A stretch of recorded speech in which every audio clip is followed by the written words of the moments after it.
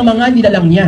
Dahil kayo ay mula sa wangis ng Diyos. Bakit may mga pango? Di ba?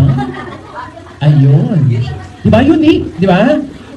Bakit tayo unique? Bakit tayo peculiar? Bakit tayo kakaiba? Sa lahat ng mga nilalang ng Diyos dahil sa tatlong components, sa tatlong bagay. Ano yon? Aside from nakikita yung katawan, we have the body, we have the spirit, and we have the soul. Amen?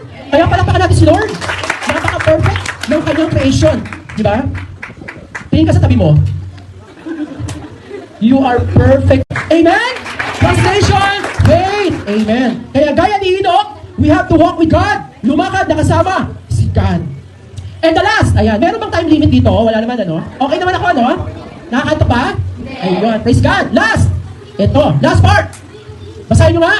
Preservation faith. Preservation faith. By faith, Noah being divinely warned of things not yet seen, moved with godly fear, prepared an ark for the saving of his household, by which he condemned the world and became heir of righteousness, which is according to faith. Ito yung nabasa kanina ni ate, kaya natutuwa ako. Na-touch itong topic na ito, tungkol sa pananampalataya ni Noah, na alam kong taglay ninyo. Amen? Sabi dito, sa pamamagitan dahil sa pananampalataya, pinakinggan ni Noah ang babala ng Diyos tungkol sa mga bagay na mangyayari, ngunit hindi pa niya nakikita.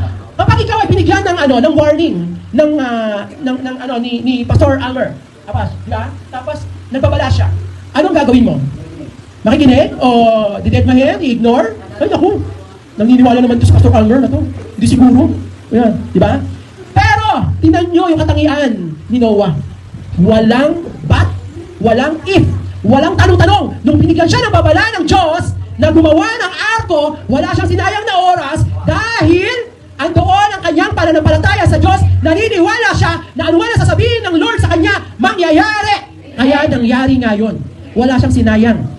Miski na pagkamalan siyang sira ulo ng mga tao. Kasi tirik na tirik ang araw, gumagawa ka ng napakalaking arko. Di ba?